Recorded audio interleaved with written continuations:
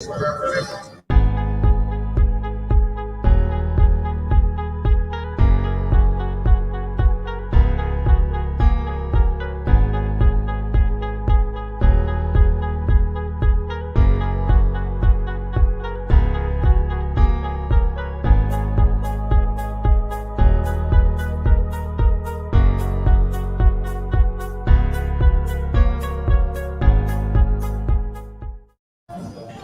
evening, Winnipeg. Good evening, Manitoba. And for all those joining us live on our YouTube channel and all social media platforms, we say good evening, universe, and welcome to the Illegal Curve post-game show. I'm your host, Drew Mandel, joined by Ezra Ginsberg, and from the arena, as you can hear with the background music there, our colleague Dave Manouk up in the press box. Winnipeg Jets victorious tonight by a margin, a 4-1 game that was a lot, that seemed like it was well in hand for a while there. And then the Ottawa Senators, the never give up Ottawa Senators, came hard late in that third period, made it a little more interesting than the Winnipeg Jets undoubtedly wanted it to be. But the Jets do survive. They get the 2 points, clean 2 points, Ezra, and it's a 4-3 victory for the Winnipeg Jets. Yeah, Drew, I guess we'll bring in Dave when Frank Sinatra is done singing. I'm pretty sure that's Frank Sinatra, but a little bit too loud there, Dave M. But yeah, I mean, the score is 4-3 when you look at, how this game ended. It's a little bit too close for comfort for the Jets. But obviously completely one-sided, guys. Like the second period was one of the most lopsided periods I think we've seen all year, and give the Senators credit. They stay in it, and they get a couple of goals in the third period.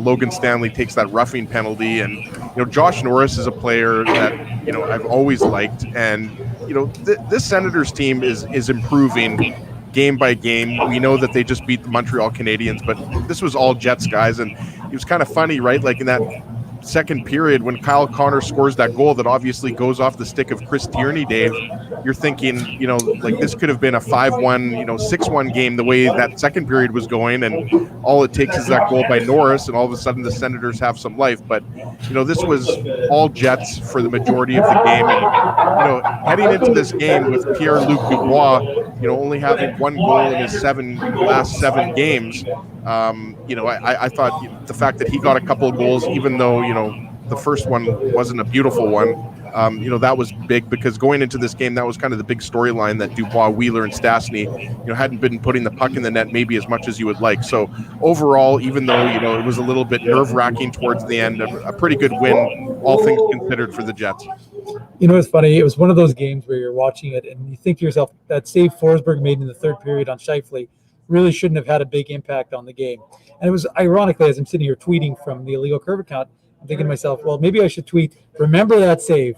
But it seems a little glib to be doing that when the score is 4-1 or 4-2 for the Winnipeg Jets.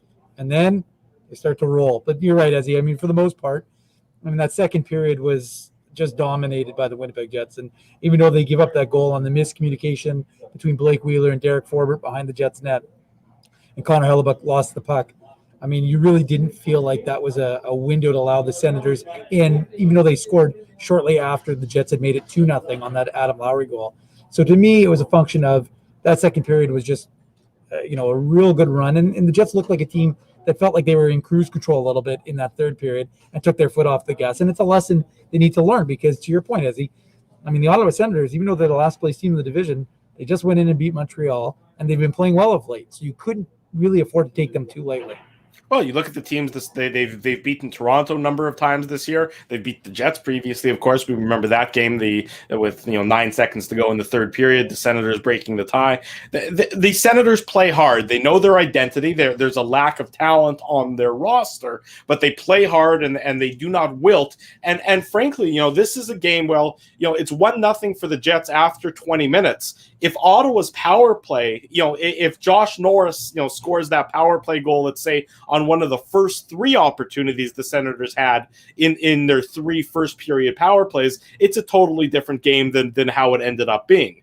You look at this is one of those rare games for the Jets where they're the dominant team according to the analytics and according to natural stat trick, and the scoreboard it was not reflective of the dominance that occurred at 5-on-5 for the most part in this game. But credit to the Senators in that they get that they keep fighting throughout the course of the game. Credit to the Jets for getting the clean 2 points and for being the better of the two teams for the 60 minutes. All things considered, I think this is you can understand the lull that occurred, but that also serves as a reminder to the Jets that they can't afford that lull, certainly going forward against any of the teams in the North Division. Yeah, and it's pretty significant road trip coming up. We know about the back-to-back with Ottawa and Toronto, and it's not going to be the hardest road trip. Certainly not as hard as that 7-game road trip. Just when you factor in the length. But you're right, Drew. I mean, we've seen that so many times when a team goes up 3 goals, and you can have a little bit of a letdown in the final frame. But one of the players that I was watching, just because in a game like this, especially when it was 4-1. After 2, that the Jets pretty much had this one in the bag. But Tim Stützle, I don't know how many votes he's going to get for the Calder Trophy, but I think Dave, you'd agree, this guy is going to be an all-star for many years to come. And Alexis Lafreniere has drawn a lot of criticism, for the New York Rangers.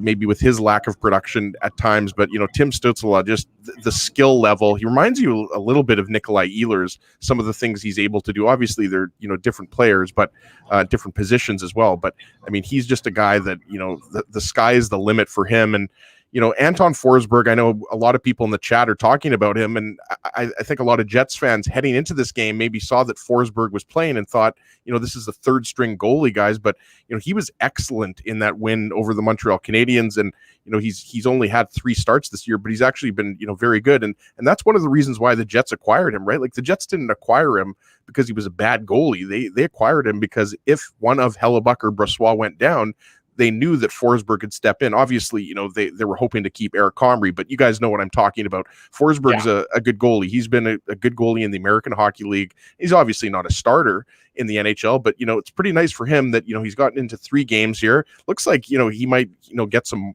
more quality starts here down the stretch. Obviously, the Senators aren't going to be a playoff team, but yeah, there was a good chance that the Jets could have gone up 4 goals or 5 goals in this game, and then Ottawa doesn't have a chance to come back. So there's no doubt that Forsberg earned his salary in this game. Yeah, he and I'm sure it was a bit of an enjoyable time for him, Dave, coming back to play here in Winnipeg after never getting into a game action, being on the Jets taxi squad for the majority of the season. And he rewarded the Senators. He put in a workman-like effort. I mean, what did he end up facing over the course of the game? Almost 45 shots, if I'm not mistaken. So he certainly was busy tonight. 46 shots the Jets ended up with at in the course of the 60-minute contest. So he was busy, and he gave the Senators a chance. And they were, it's a 1-goal game. They pulled him out of the net, and they didn't pull him because of a bad performance. They pulled him because they were only down a goal late in the game, Dave. You know what? I thought it was hilarious when our photographer Colby Spence was sending me pictures from warm-up, and he sent me a picture of Anton Forsberg, and he's wearing all Jets gear, Jets helmet, Jets pads, and and a lot of people were commenting about that. And it's funny. I made a comment about, was that the first time that someone has scored on a Jets goalie wearing Jets goalie gear? I should have said in the opposing net, because then of course everybody reminded me of Laine and Ehlers scoring own goals, but I meant against the opposing goaltender. But I mean, look, Forsberg was full value, and he talked about what he learned in Winnipeg and his appreciation for Wade Flaherty and what he was able to kind of gain in terms of understanding of goaltending, and his and he had, what was he here for, almost 2 months or something of that nature, I think, from January till he was claimed in March. So look, he was here for a while, and you could see it in Blake Wheeler talking to him after a play. These guys obviously spent a lot of time with him, and he look, at the same time he had a lot of time in Winnipeg, right? So he got to make some good connections with this team, and look, he played very well. He got peppered with shots, and it was almost like a reversal of what we saw early in the season with Ottawa when they were firing shot after shot after shot, in game. And it seemed like it was kind of a role reversal, especially in that second period, where what did the Jets outshoot them, like 24-6? or something of that nature. Yeah, but the second period was significantly one-sided, and it was Yeah. one-sided in the shots on goal, 22-6 in the second 22 to period. 6. So, and that's of course where the Jets jumped out and got and really gave themselves that buffer with the Kyle Connor getting the fourth goal, which was certainly not the prettiest goal Kyle Connor has ever scored, but it certainly counts on the score sheet. But at the end of the day, really, the lesson learned here is you just can't afford to take your foot off the gas. And I think that's what, a lot of people are saying that in the chat, and they're right. I mean, again, this is what Ezzy said, right? This is a good Ottawa team that, while they're maybe have a little bit of a dearth of experience, have some very good, talented young players, and they're learning. And in a year or two, they're going to be a very good team, especially with what they've got in Belleville. But again, you just can't afford to take your foot off the gas in the NHL. You got to play, again, as cliche as it is, a full 60 minutes. And, this just happened a couple of minutes ago, guys. Eric Stahl just scored the winner. So, I mean, they pick up a point on the Edmonton Oilers, but unfortunately they don't pick up any points on the Montreal Canadiens. And even though, we expect the Canadiens to probably finish fourth in the North Division, they've got 5 games in hand. After tonight, they've got 4 games in hand. You're talking about for those of you who don't know, the Oilers and the Canadiens were playing tonight in Montreal, and it was the dreaded 3-point game. That game going into overtime, and as he referenced there, Montreal winning in overtime, defeating the Edmonton Oilers. So they're moving a little bit closer to Edmonton in those North Division standings. And as that's basically what we're at this point in time. It's fairly clear who the top 4 teams are going to be in the North, and I'm not sure what could possibly happen. I thought maybe if Calgary could defeat Toronto last night, but they lost to Toronto. They're playing again tonight, but it seems more evident than not as game after game goes by that it's going to be the top 4 teams in the North Division are the ones that you all know and love at this point in time. Right, and that's why the thing to watch now is, yes, I mean, we've known that for a while. I mean, I don't think anything over the weekend changed that. The question is now, can Montreal catch one of Winnipeg or Edmonton? And that's why the games in hand are significant, right? We know Montreal was off with COVID. Montreal's not out of it for, second or third. Maybe first is a little bit unrealistic, Dave. I'm not sure where Drew went there, but, you look at the Canadiens, and obviously that loss to Ottawa, doesn't help. But the win tonight is significant, and again, they're not out of it. So that's something to watch here to see if Montreal is able to climb up the standings. But yeah, I don't think if anybody thinks Vancouver or Calgary is going to make it, they're delusional at this point. Yeah, I heard some talk about that earlier on Twitter, and I thought to myself, someone said they don't want to count either of those teams out, and I thought to myself, it's time to count them out. It's a 4-team race. Again, the Leafs look like the team to catch in first place. The Jets and the Oilers doing battle for second and third, and really the Habs taking up. And you're right, they have some games in hand.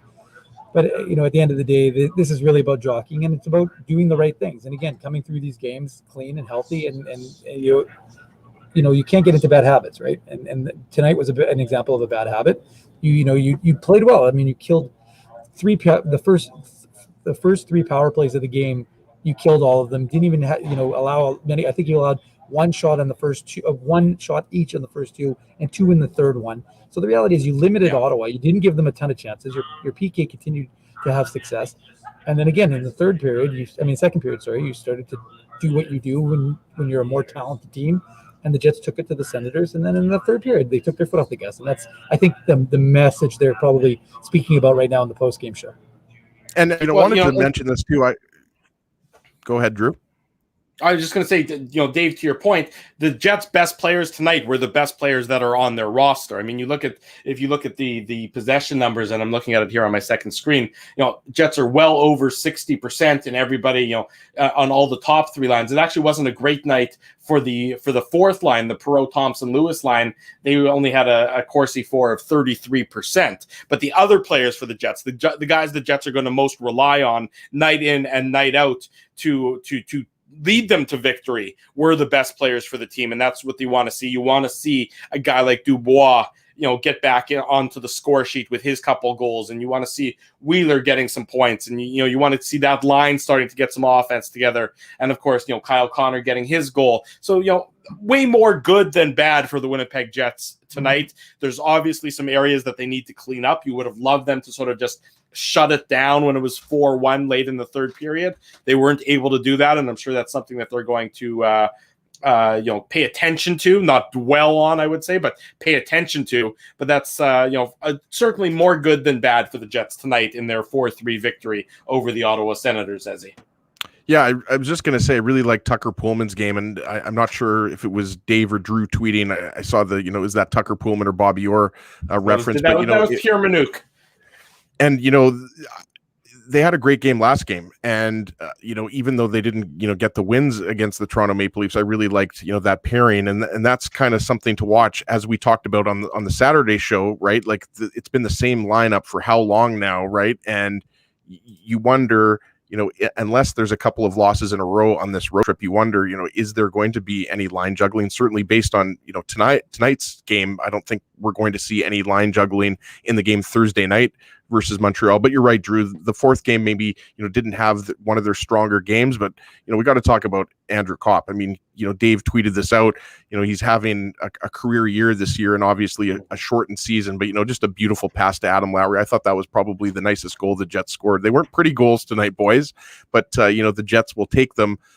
So I really like, the third line, and they've been consistent all year long. So you're right, Drew. I mean, Dubois, Stastny, Wheeler, it's nice that they, got some goals, one of them being on a power play, albeit it looked like it might have ended and it might have been an even strength goal. But the point was, that Dubois is a guy that's not maybe scoring like he would like. And, again, I don't think you can extrapolate too much from this game, because obviously you expected the Jets to win it, and it's only one game. But certainly with the 5 games on the road coming up in 8 days, I mean, you'd rather go into this road trip with a win against the worst team in the division as opposed to a loss. So I think exactly, there's a few hiccups, I should say. Burps, I guess, works too in the third period. But when it's you're more likely to burp than hiccup, I think.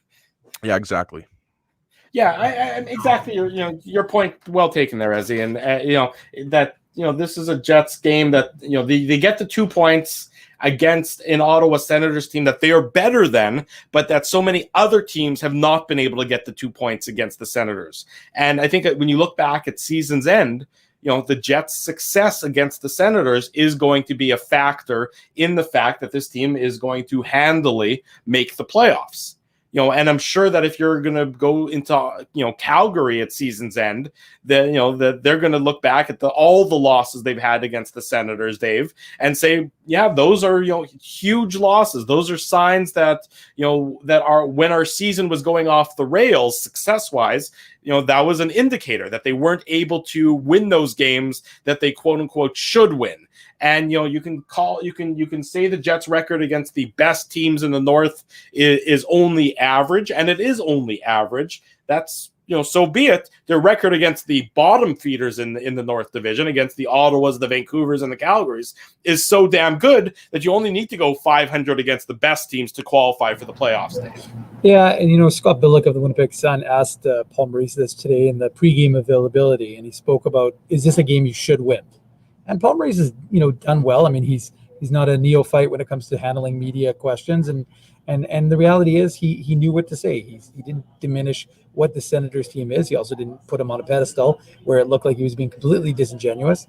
But he spoke to the fact that this is a team that has lots of talent, has some veteran leaders on it, and again, he kind of left it unsaid, which is what we've talked about, which is that there's still that missing element within this team. And again, that's you're not knocking it. You're just being honest about what the Ottawa Senators are. They're a team that's going to give it to you. They are well coached. You have to give them that. And again, I wasn't entirely surprised. Like, that's what you kind of expected from the Senators team, right? A team that's not going to give up, a team that's going to be plucky till the end. And again, it's crazy to think that Forsberg save, how significant that was. So to me, you're right, Drew. This is a team that you had to beat, that you expected to beat. But just because you expect to beat them, I'm sure Montreal was thinking the same thing the other night when Ottawa was beating them in their building. So to me, it's a function of, you're absolutely right. These are games you have to take home. These are games that you have to put in the standings bank cleanly, because again, like if you look at the standings, it's just so tight right now in that North Division amongst those top 3 teams. So and now with Montreal winning tonight, they're getting even closer.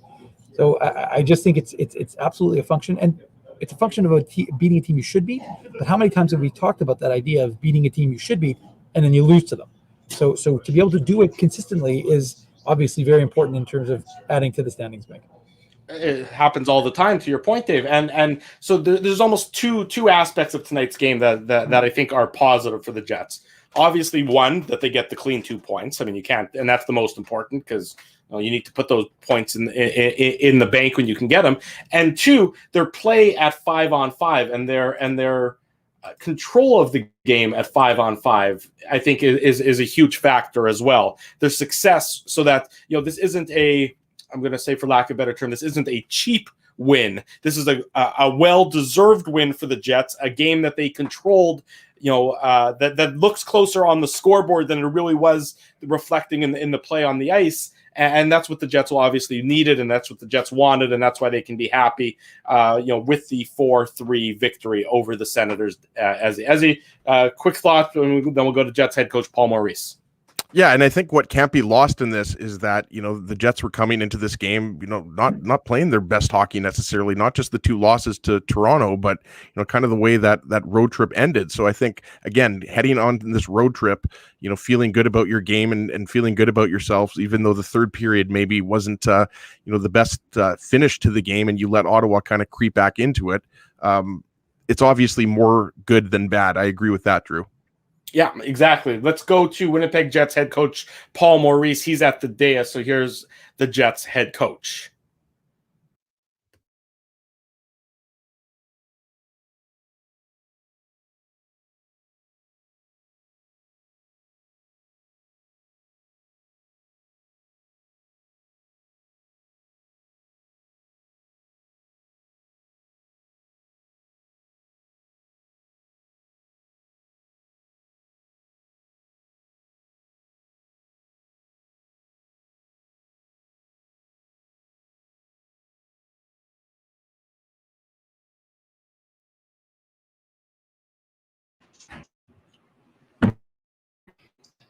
And we'll get going with Mike McIntyre from the Winnipeg Free Press. Go ahead, Mike. I'll start with that first period.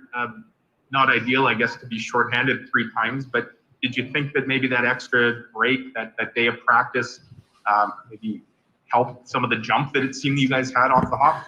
Yeah, I liked our first, and I liked the energy that we had on our kill. I thought it was really effective. I'm not complaining about the penalties. They are what they were, but I felt that way the whole game. I mean, the third will be, I'm sure, asked about, but I saw it tonight. I thought we had better jump. We executed, but we were faster. We looked like we had a couple of days off and we needed it. We'll go next to Jeff Hamilton from the Winnipeg Free Press. Go ahead, Jeff. Hey, Paul, you got a lot of talented players at your disposal, but I'm not sure if you have many that you use the same way as Andrew Kopp, and that he kills penalties, plays on the power play, he's defensively responsible 5-on-5, and he's having a career year in points. Where does that trust come from? Oh, he's absolutely earned it, right? Nothing ever given to Andrew, and developed his game, right? Really worked hard at becoming an offensive player, and he's always had that defensive gift. So no different than those great offensive players. You have guys that have defensive acumen, right? They read the play so very well all the time. It's his strength. But then he's worked on his hands, and he's worked on making plays, and I think he started to use that. Andrew can play on any line, right? And effectively, and he transitions back and forth very well between the right defensive read, the right level of risk in his game to make a play. He's unusual in that. There's not a lot of guys like him.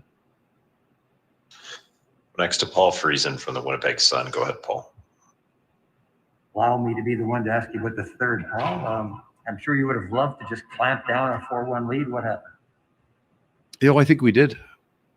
In the event that we were right, we took the penalty. Thin, cat's ear like. And we give up that goal. There wasn't the onslaught. I didn't feel. I thought we were in good shape. I didn't feel that they were. I'm sorry about that one. I was all right with our game. I was all right with our game straight through. and I didn't feel that we were under siege. They're going to push the puller goalie kind of things, but we had. I really liked our offensive game. People walk away from that and they get a 4-1 lead against Ottawa. You should be able to hold that lead. I didn't feel we changed our game, and I got way more respect for Ottawa than I think most people do, and that might be why we're 5 on them. Going to Ken Weeb from Sportsnet. Go ahead, Weaver. Well, how do you quantify the 2 games for Pierre-Luc Dubois, given what he's been going through for your team? Yeah, settle in. I don't feel that Pierre's been going through that much. I mean, I'm not gonna rate that to the players that left. We're really happy with Pierre. It's good for him to score goals. I know points are important, but he's a really good young center iceman that's going to get better. I like him with Blake a lot. I think that's helped his game. Maybe he feels better confidence-wise. He scores too, but I think he's building. I'm good with him. Like this has been a good thing for our team. We're winning hockey games. He's helped us do that. I guess numbers are important. They kind of tell you more empirically that a guy having an impact in the game, but much growth here for this young man. He's going to be a good for the Jets for a long time. I'm good with where he's at. We'll go next to Scott Billick from The Sun. Go ahead, Scott. Hey, Paul, just keeping on Pierre-Luc there. I get the sense from him when he's talking that maybe this is a bit of theory, but he wasn't always as comfortable in his roles in Columbus, and here he's finding that. Do you see that at all? I'm not asking you to. Yeah, I don't. The truth is, I don't know like what his experience there was, and it's not important because who you are as a 19-year-old and a 22-year-old and a 24-year-old is just going to change, right? The player changes, especially at that age. That curve is really steep. So we'll kind of relearn about Pierre-Luc, just like Nikolai and Kyle and all those young players that come in because they change every year. They get stronger and they get faster. So where we will change as he is, but he's really important of what we do. Feeling at home and feeling a role, you know what, that comes with age too, because when you're 19, you make a whole lot of bad mistakes on the ice, but when you're like these young, you also put up, you don't see that yet. Right, I'm putting up good numbers. Why don't you just? But there's a whole game they have to grow into. It's the best league in the world, and there's Andrew Cops out there, right? That are going to defend as well as you score, and you got to play against those guys. So where he fits and how he fits, I'd just say he fits, and that will change as he goes forward. The young players always want more early. And then they kind of go through that process where they understand they have help. He's willing to do that. He's built to do it, and it's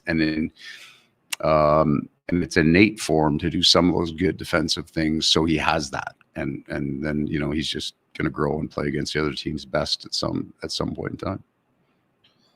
We'll go back to Mike McIntyre from the Free Press. Go ahead, Mike.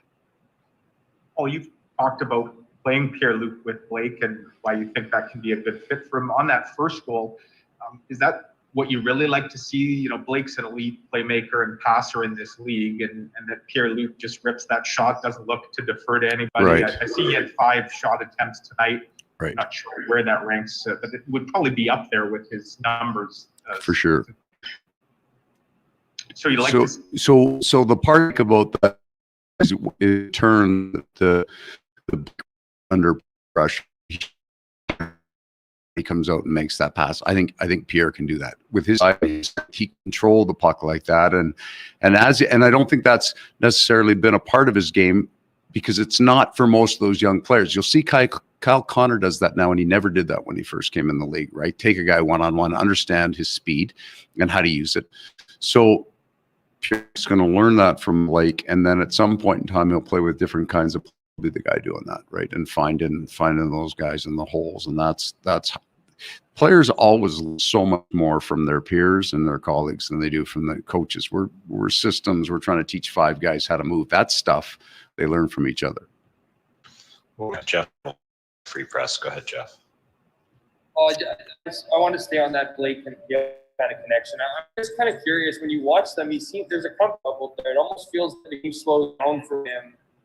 Maybe it's his age, maybe it's just the chemistry there, but it seems like Blake kind of offers that comfort zone, whereas maybe, as he continues to learn the new system, don't practice as much, a lot of information. Yeah. Is Blake that kind of piece for him? Yeah. So the part of that statement, like the game kind of slows down, it's because Blake can hang on to it under pressure, right? So some guys will get the puck on that one battle in the corner, and you need to come to them as fast as you can because they're going to need that support. With Blake, you can almost stay away from them a little bit, right? If I've got, he's got full control of the puck, you don't have to come to me. And I'm just kind of, because I've answered about 4 questions about this pairing, I'm not sure it's going to stay, right? I know that it'll work, and it may work kind of long term, but we're going to run this probably another stretch of time. Got to be careful with the games I put on, and then I'm going to want to get fairly close to what I think we're starting with as we get closer to the playoffs. So I like it for now. I'm not sure that it's our best lineup just as yet. We're still figuring that out. I think when we get off this 5-game road trip, we'll have a much better handle on it. Thanks very much, Coach. Okay. Coach Paul Maurice has mentioned keeping Winnipeg laughing for over 30 years. Rumors, Canada's longest-running comedy club, bringing you the biggest laughs from the best comedians on the planet. Jerry Seinfeld, Chris Rock, Jon Stewart, Dennis Miller, Brad Garrett, the greats, and all the up-and-comers too. When was the last time you laughed out loud? Make it a great night out with friends, or book your office or birthday party. Even a fundraising event at Rumors. Get all the details and dates on upcoming shows at rumorscomedyclub.com. Hey, Drew. Ezzy, whoa, what a smile! Yeah, I got my crowns done at Linden Market Dental Center, and they whitened my teeth. I see. They're so bright that every time I smile, they go, "We have hockey tonight. Do you have a mouth guard to protect those pearly whites?" I sure do. Whoa, they even ting through the mouth guard. Linden Market Dental Center covers all your dental needs, from restorative to cosmetic dentistry, and will fit you with a sports guard for that active lifestyle. 877 Waverly. See lindenmarketdental.com. Hi, it's Drew from Illegal Curve here. Selling your home can be stressful, but it wasn't for me. Thanks to my friends at Zappia Group Realty, they made the process so easy. My home sold within 48 hours and with multiple offers. Zappia Group Realty took care of everything with their exquisite customer service and attention to detail. If you want to sell your home for more in less time, get started by talking to Frank and Mauro Zappia of Zappia Group Realty. Online at zappiagroup.com.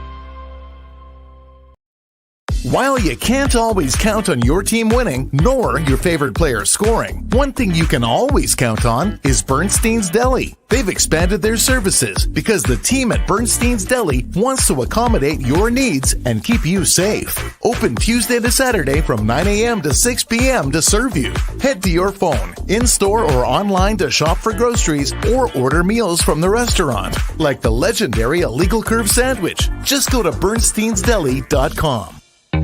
So you're a pizza person, you married a wing person, but somehow your kids are salad people.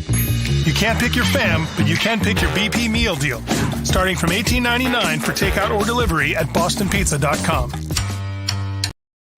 Welcome back to the Illegal Curve post-game show. I'm your host, Drew Mindell. Ezra Ginsburg's with me. Dave Minuk is with us as well. He's live in the press box at the arena, having just watched the Winnipeg Jets defeat the Ottawa Senators by a 4-3 margin. Nice to see so many of you joining us here for the Illegal Curve post-game show. We do this each and every time the Winnipeg Jets play. As soon as the game ends, the Illegal Curve post-game show goes live. While you're here, if you haven't already, hit the subscribe button, smash the ring button, whatever it might take. Give us a thumbs up, leave a review, subscribe to the podcast.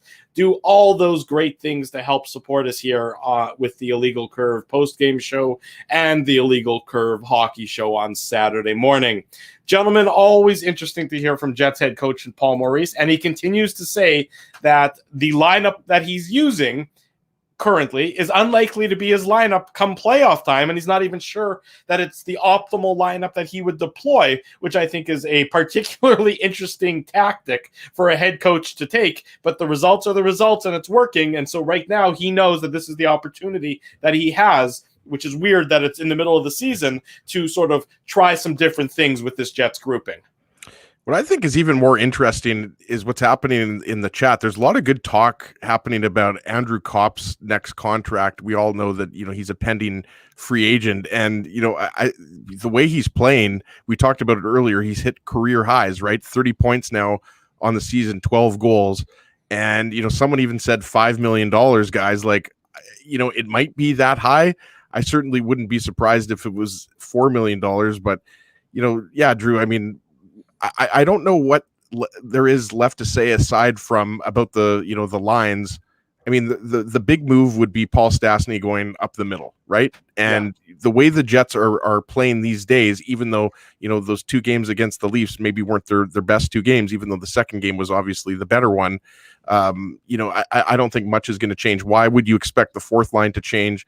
The third line is probably their most consistent line.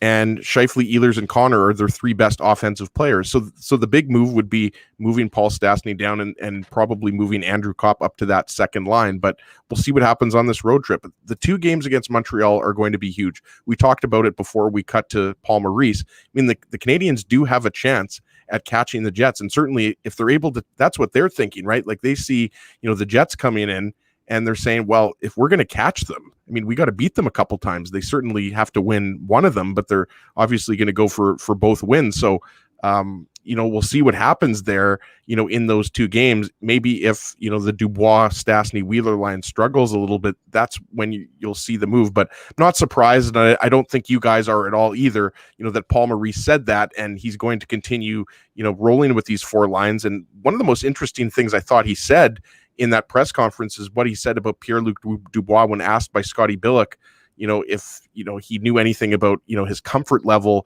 in Columbus. And Maurice basically said, like, a player when he's 18 or 19 is going to change when he's 21 or 22. And that's what I think is forgotten about Dubois. Like, yes, we know that he was a high draft pick, taken right after Laine. But, this is a guy who's only 22 years old, and you expect him almost to come in here because he's played, 5 years in the NHL or 4 years in the NHL, and he's a veteran. No, I mean, this guy is only scratching the surface, and his best years are to come. So I thought that was interesting when talking about Dubois. Maurice basically said, like, we don't know if he's more comfortable. I don't know how comfortable he was in Columbus. Obviously, Torts guys likes to make everybody feel uncomfortable, but that was probably the most interesting tidbit I thought that came out of that post-game presser. Yeah, the only thing I would add, and as he's touched on it already, is just that idea that Paul Maurice almost acknowledged how many games he was going to go with that line. I thought I heard the number 3 coming out of his mouth. He did say 3. Yeah, he did say it. So to me, it sounded like he was just saying, I'm going to go with these guys for the next 3 games, and then I'm going to switch it up. And, again, didn't we say that on the Saturday show? And Paul Maurice has been talking about this consistently. What's the significance of 3, though? Like, I'm not sure why he said 3. Well, I think he's looking at the this is just speculative. I think he's looking at the remaining schedule for the Jets, and he's going to try things, and he's going to take the next 3 games and say that's a reasonable sample size, and he'll see he'll at that point in time know what this line can do together. But I think and then he'll maybe try something else for the next 6 games or whatever. No, I get that. I'm just saying, why is 3 the magic number? It's just an odd number. I think what 3 gives him, though, if I'm reading the schedule right, is that it gives him 2 against Montreal and 1 against Toronto. And so what that'll end up allowing him, or is it? Yeah, that's right, isn't it? It's 2. It's Ottawa first, then Toronto. Oh, okay. So it gives him 2 against Montreal and then 1 more against Ottawa. So he gets to see what it's like against those opponents, and then maybe he switches things up for the Toronto series. So I'm not sure as he either why he's thinking 3 more. Maybe Drew's right. Maybe that'll give him a decent enough kind of sample size, and then he'll be ready to move it to a different sort of pairing and allow those to kind of get some chance to form chemistry. And again, like I said, it's kind of like what he's learned, I think, from the play-in series, was that idea of Paul Maurice needing to, test things out, because you never know what's going to happen with your lineup. They've remained healthy, but you never know. And so in that instance, you have to kind of plan for the unexpected, right? You can't ever expect that this lineup is going to be the way you go into the playoffs. So as a result, get other guys feeling good together, get other guys, seeing those combinations, especially once you've banked enough points that that, I mean, again, it's almost a foregone conclusion. What is it, like 95.9% right now, the Jets' ability to make the playoffs? But at the same time, I think you just have to kind of allow yourself to have that sort of latitude as a coach to say, okay, well, now I can play these guys together, and I know we're not going to have a significant fall off, as opposed to having to guess what it'll look like if necessity creates that. Up to 95.8%, the Jets playoff odds. Come on, we're not going to do that, are we, Drew? Come on. No, we're not. But I just wanted to make sure accuracy counts for something on this show. Not a lot, obviously, but a little bit. But yeah, I mean, and that's it just goes to what we've talked about, how this this battle in the North Division is over. That the Calgarys and the Vancouvers and obviously the Ottawas have no chance, and just a matter of now jockeying for position, which allows Paul and where jockeying for position in a season where position, it doesn't really matter if you finish second or third or fourth. I don't think there's a huge difference. We've talked about that, over the course of the last couple of weeks. And so that allows Paul Maurice to try and do some interesting things with this Jets lineup that he hasn't done before. And he's got more options than obviously he ever had before. Because remember, the last couple of years, he never had any faith in the fourth line. So the fourth line was getting, half a dozen minutes, at best. Now the fourth line is consistently getting, if not right into double digits, then right at the cusp of double digits. And that allows him to do things like move, shuffle the lines and shuffle the forward group. And, like you said, he's obviously got some other line matchups, line combinations in his mind that he's going to unveil between now and the end of the regular season, now and the end of the road trip. And it'll be very interesting to see what else he's got at work in his mad scientist lair that a head coach usually doesn't get to employ or doesn't get to try this time of year, except in cases where the team is struggling, so he has to go to the drawing board, as opposed to the team is firmly in a playoff spot and now he gets to try new things. Very interesting, very different for the Winnipeg Jets, and I think very different for a lot of the coaches in the North Division and other divisions, in the league, where it's almost there really aren't any playoff races. Yeah, I agree with you. I just don't know how many different line combinations you can see, right? Like the only guy that's going to move up from the fourth line is Matty Perreault. I think we'd all agree with that. And if anything, Adam Lowry would be moving down to the fourth line if Paul Stastny moves down to the third line center, right? And then I know a lot of people have even talked about, reuniting Andrew Kopp with Mark Scheifele, which is always going to be, your top line. But I mean, that's kind of it for me. Like, there's maybe 2 or 3 moves that are going to happen. And I think what's going to be even more interesting to see is if the Jets can remain healthy through this last month of the season. That's really what's going to be the most important. And Dave makes a really good point. When Scheifele goes down, I mean, yes, the line A injury was significant, but the Scheifele's injury was much more significant because you didn't have the center depth that you have this year, right? So yes, I agree, Drew. Like he has the luxury now because the Jets have clinched a playoff spot. Let's be honest here. Like that's why I was giving you a hard time. Like 95.8. Come on, like it's over, guys. Like and hockey right now is not important for the Vancouver Canucks. We just want them to be healthy at this point, right? So like we're not going to pile up on the Canucks. We might pile up on the Flames. Just kidding.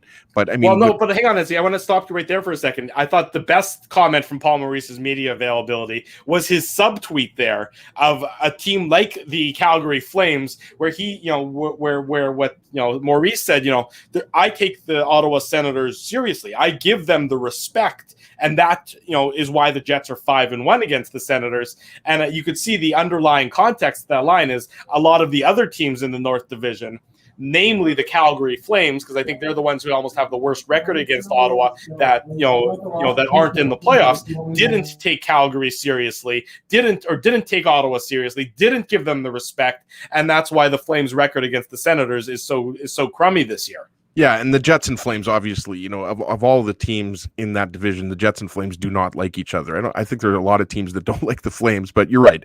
I mean, the Senators are a team that are much better than they were, last year. But I mean, the Flames obviously would help the Jets out big time if they were able to beat the Leafs tonight, right?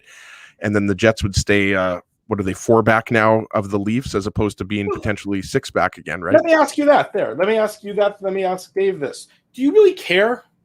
I mean, if you're a Jets fan right now, and you know, wouldn't you rather than the Calgary just stays down and stays low in the standings than worrying about catching the Maple Leafs? I mean, does it really matter if you finish first in the North Division? I mean, I'd rather Calgary be, you know, continue to be done and continue to not have a chance, continue to not have a pulse than really worry about the Leafs coming back to the pack a little bit in the North. I'd rather the lead expand.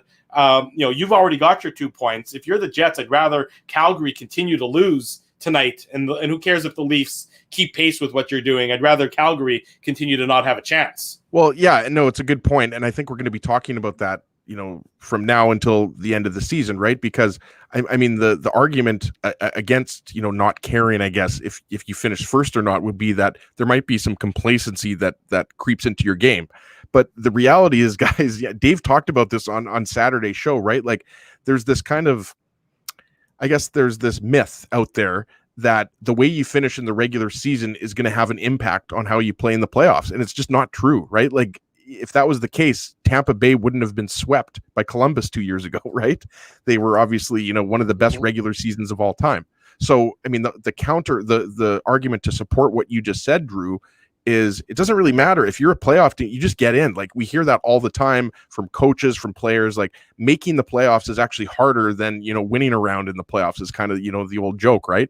And that's kind of the thing here. Like, it doesn't really matter. It doesn't really matter in a regular season, especially when, you know, in the Canadian division, North Division, you're not even going to have fans. So yeah, I mean, you don't want to get too caught up with, you know, each game. And, you know, if the Jets, you know, get some help from Calgary, because I mean, these standings, it's going to go up and down, right? Like, you're going to have the Jets in second, and then Edmonton in third, and then they're going to flip flop. And then who knows, maybe Montreal catches Edmonton and Edmonton falls down to fourth.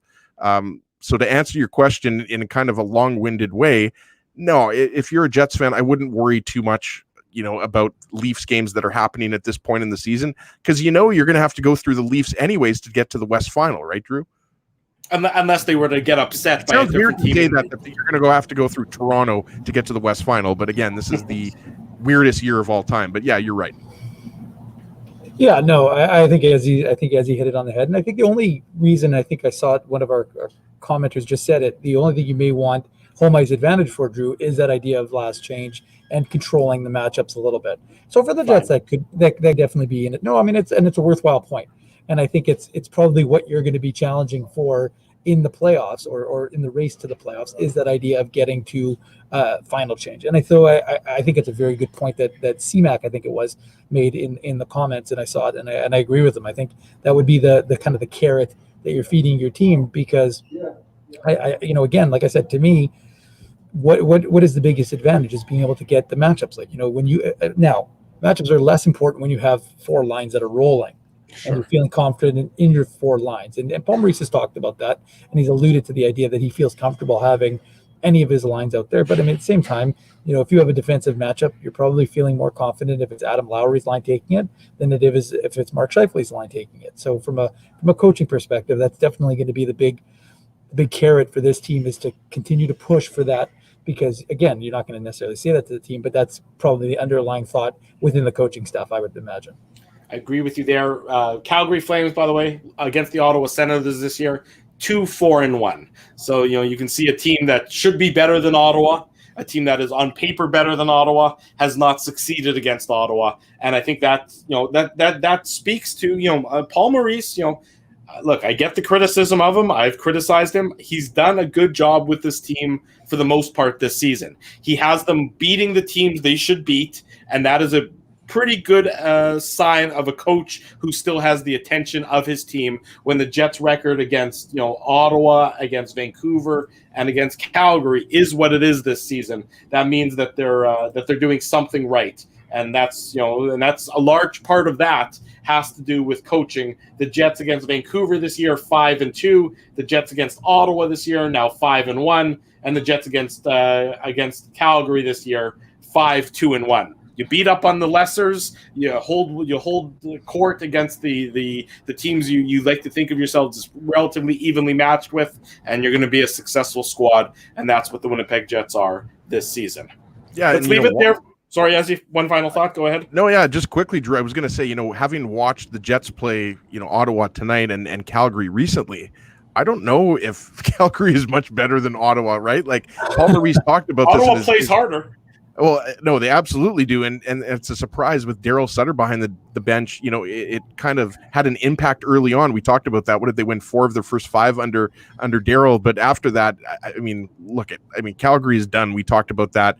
I think big changes are coming. I don't know if it happens, before the trade deadline or it happens in the offseason, but I think there's a good chance a player like Johnny Gaudreau is going to be traded. I'm not sure who else is going to be traded, but you build your team around, Matt Tkachuk, Noah Hanifin, Jacob Markstrom, and a few others, but they have to be the most disappointing team in the North Division for sure.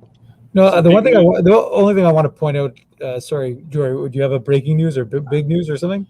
Big news on a North Division rival, Brendan Gallagher. He blocked a shot today, friendly fire in the Habs victory over the Edmonton Oilers. He has a fractured thumb. He's out for weeks, so that probably will put him out. I'm going to guess. At least till the end of the regular season, but that's a huge loss for the Montreal Canadiens because we know that Brendan Gallagher really is certainly one of the driving forces on that Montreal Canadiens team. So some big news for a North Division rival in that Brendan Gallagher of the Montreal Canadiens out weeks, according to head coach Dominic Ducharme. Yeah, no, the only thing I was going to add is I just thought Logan Stanley's play was meriting some recognition because he looks more and more confident as his goes on. And there was one pass he made to Blake Wheeler from behind the Jets net, a dangerous pass up the middle, but he showed no hesitation and he made it. And again, I actually thought his passing was really good. I think the Jets gave him the helmet after the game. I think I saw that on their Twitter. So clearly the team is recognizing it. And again, like I said, I just thought it was another example of a player who's become more and more comfortable in his own skin and with his game. At the NHL level, at the highest level for hockey, and so I thought his game was good tonight. I thought it was another example of his maturation as a player in the NHL. Let me ask you guys this: it's an early game, so we can go a couple extra minutes longer. Hopefully, Kenny and Rennie don't mind. I think they're not going to. They're not starting till 9:30, so folks will have some time before they get going. Fair enough. What's your priority if you're Kevin Cheveldayoff? And you're acquiring a defenseman, is your priority left side or is your priority right side at this point? Is it replacing Logan Stanley in the lineup or is it replacing Tucker Poolman in the lineup? Yeah, we talked about this Saturday, right? Like, yeah, I mean, it's a tough question to answer because Logan Stanley has surprised everyone, including, the Jets coaching staff in terms of, how far he has come this year. Right. And it was because Tucker Poolman was on the COVID list earlier this year that allowed Logan Stanley to crack into that top 6. Right, Dave? So, I mean, it depends who you're acquiring, I guess would be my cop-out answer.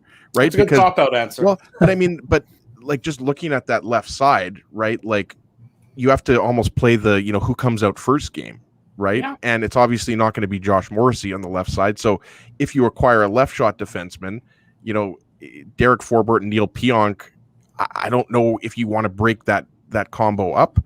And then, so it's hard to answer. Matthias Ekholm is a guy that, we thought could be an option for the Jets. It's looking less and less, likely that that's going to happen. And then, we found out, through Elliot Friedman that, David Savard is maybe not a guy that's high on the Jets priority list. So who are we talking about, right? Like, Jamie Oleksiak is a guy that a lot of people talk about, for example. I think maybe because of his experience and maybe his offensive upside, he's a slight improvement over Logan Stanley, but I've really liked Logan Stanley's game.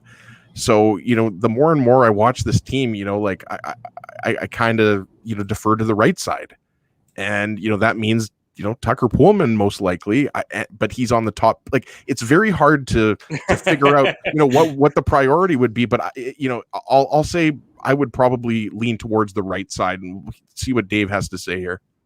Well, the truth is, I have to think that, despite what Elliot Friedman says, you got to think that the Jets would love a David Savard type, a big physical guy Yep.